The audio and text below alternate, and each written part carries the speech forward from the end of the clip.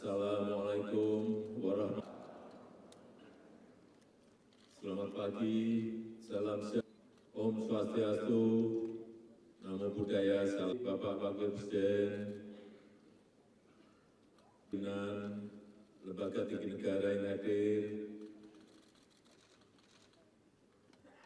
para Menko,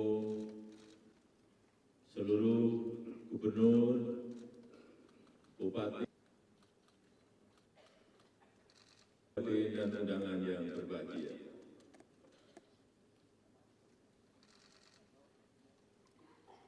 Sekarang ini kita dihadapkan pada situasi yang tidak mudah, tantangan yang tidak gampang. Pertumbuhan ekonomi global diperkirakan hanya tumbuh 3,2%.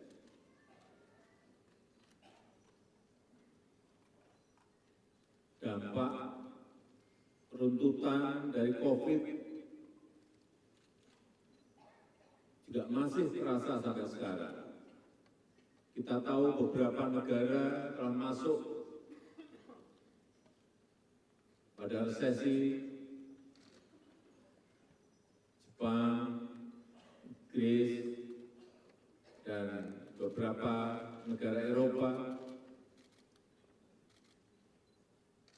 berada pada posisi menuju ke sana, menuju pada resesi.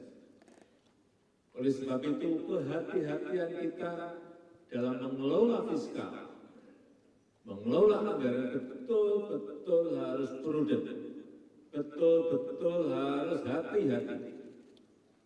Jangan sampai ada uang rupiah pun meleset dari rencana yang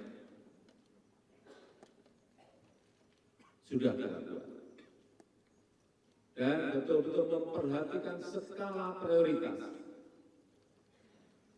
Karena sekarang semua negara takut dan sangat ketakutan terhadap 3 hal. Yang pertama, harga minyak. Yang kedua, bunga pinjaman.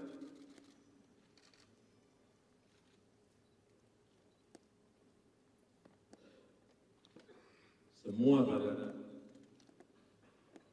takut masalah itu, karena begitu bunga pinjaman naik sedikit saja, beban terhadap fiskal itu akan sangat besar. Sekali lagi, oleh sebab itu kita harus betul-betul hati-hati dalam mengelola setiap rupiah anggaran yang kita miliki. Kita telah memiliki rencana pembangunan jangka panjang. Kita telah memiliki rencana pembangunan jangka menengah. Dan masuk ke tahunan kita masing-masing juga telah memiliki rencana kerja pemerintah untuk RKP. Tetapi yang belum adalah sinkron atau tidak dengan rencana besar yang kita miliki. Ini yang belum. Oleh sebab itu, sinkronisasi itu menjadi kunci.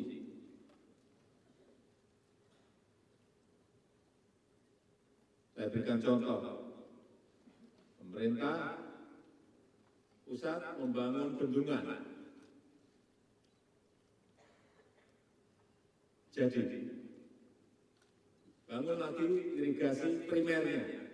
Jadi, tapi irigasi sekunder, irigasi tersier sampai ke sawah tidak dikerjakan. Airnya kan tidak sampai ke sawah-sawah yang kita miliki.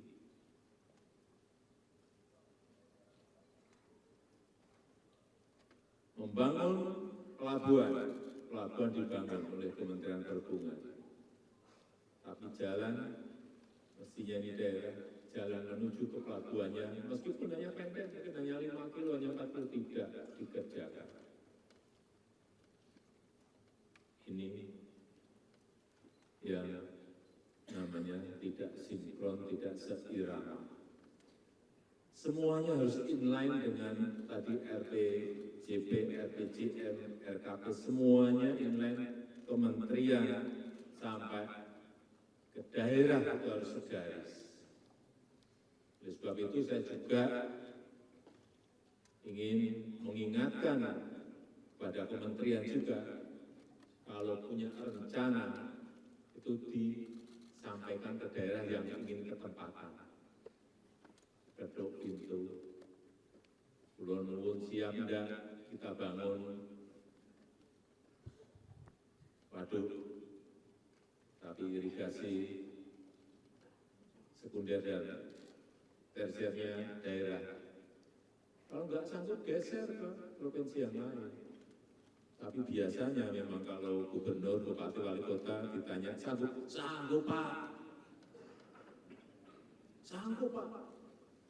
Begitu sudah selesai, wah berat Pak kita Pak, APBD kita habis Pak untuk ini, untuk ini. Maka sudah sanggup itu di depan. Inilah yang saya sampaikan, perlunya sinkronisasi. Dan kunci itu ada di Sekda dan ada di Bapeda. Kalian ngurus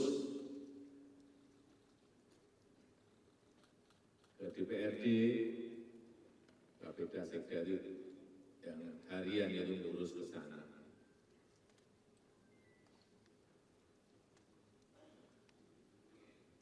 Kita telah membangun bendungan sampai saat ini selama 10 tahun sudah 42 bendungan dan akan selesai mungkin 60-an, insya Allah tahun ini akan menjadi 60-an, atau kalau masih dikit ya menjadi 54, karena yang lain dikebut tapi bisa selesai, bisa tidak, tapi pasti akan selesai insya Allah. Kemudian jalan tol 2049 kilometer.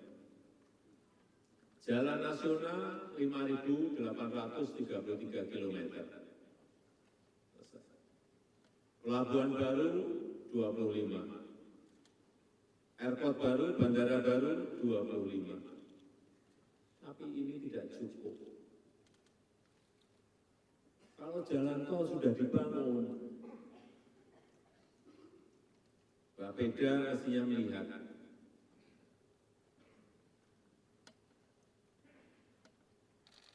disambungkan kemana? Ini kan utama, poros utamanya. Terus disambungkan kemana? Sambungkan ke wilayah pariwisata. Sambungkan ke wilayah perkebunan, wilayah produktif. Sambungkan ke wilayah pertanian yang produktif. Sambungkan ke sentra-sentra kerajinan. Itu harusnya yang mengerjakan daerah. Tapi kalau memang betul tidak sanggup, ya sampaikan ke pemerintah pusat. Pak, ini ada rencana menuju ke kawasan sentra kerajinan, sarung misalnya, sentra kerajinan mebel misalnya. Tapi kami nggak sanggup. Sekarang sudah ada, bisa dikerjakan dengan impres jalan daerah. Tahun lalu habis 14,6 triliun untuk perbaikan jalan-jalan daerah yang rusak. Tahun ini disiapkan lagi 15 triliun. Tapi prioritas mana yang menimbulkan return ekonomi? Jangan sampai hanya jalan hanya dipakai untuk harian saja, tapi harus ada. Oh ini jalan logistik, oh ini jalan menuju ke sentra produktif untuk pertanian, untuk perkebunan. Itu produktif dan menimbulkan return ekonomi. Itu yang harus mulai dikalkulasi, mulai dihitung dan kemudian diputuskan di daerah. Waduk misalnya, bukan hanya untuk pertanian saja, tetapi juga untuk air baku. Tapi yang terjadi, pipa utamanya selesai, sambungan ke rumah tangganya yang belum. Kenapa belum? Karena PDAM-nya selalu rugi. Sehingga nggak mampu untuk membangun sambungan ke rumah tangga. Mestinya itu disupport oleh APBD dari daerah.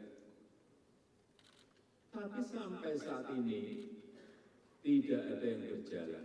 Itu tambahan sambungan rumah tangga untuk air minum. Oleh sebab itu kemarin saya sampaikan kepada Menteri Bapak, ya udah disiapkan lagi impres untuk sambungan rumah tangga yang berkaitan dengan air minum.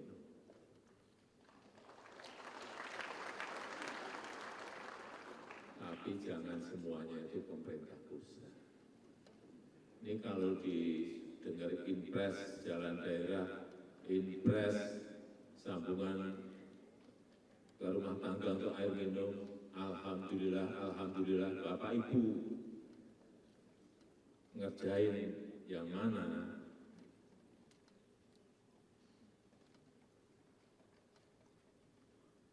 Ini yang harus kita pikirkan bersama-sama agar apa yang kita telah bangun itu betul-betul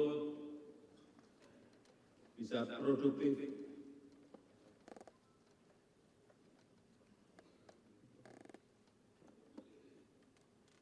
Karena rakyat membutuhkan.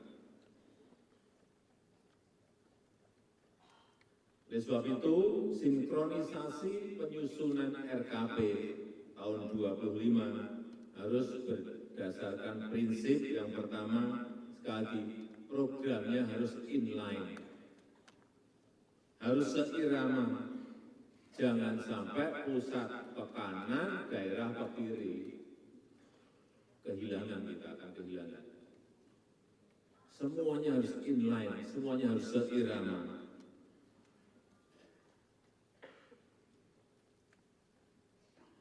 Misalnya pusat ingin meningkatkan produksi pangan, daerah malah mengkonversi sawah menjadi properti.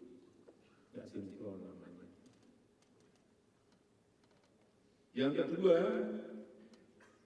jadi yang pertama tadi program harus inline, kemudian yang kedua program harus berorientasi hasil. Harus ada return ekonominya. Oleh sebab itu harus fokus, jangan sampai ini bola kali saya sampaikan, yang namanya anggaran ini diecer-ecer kepada dinas-dinasnya semuanya diberi, nggak ada mana yang skala prioritas nggak jelas. Ada kenaikan 10%, anggaran semua diberi 10%. Nggak jelas skala prioritasnya yang mana.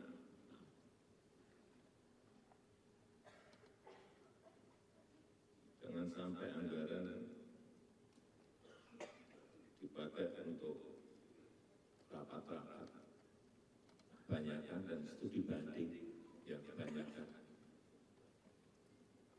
Sudahlah itu masa lalu, ini masa depan jangan sampai itu terjadi.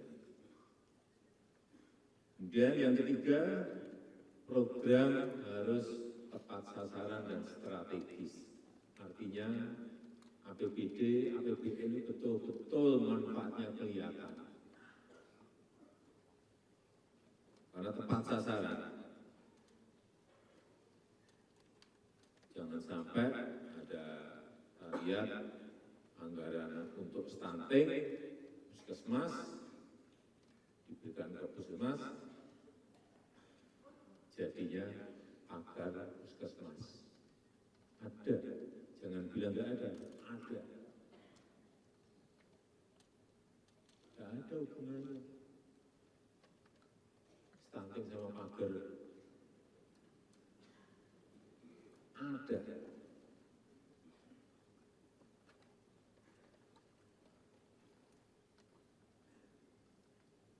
Oleh sebab itu saya berharap Musrenbangnas ini bisa menjadi skru penyambung agenda pembangunan pusat, provinsi, kabupaten, dan kota, agar agar semuanya inline, semuanya seirama, dan semuanya tepat sasaran, dan nanti hasilnya betul-betul dirasakan oleh rakyat.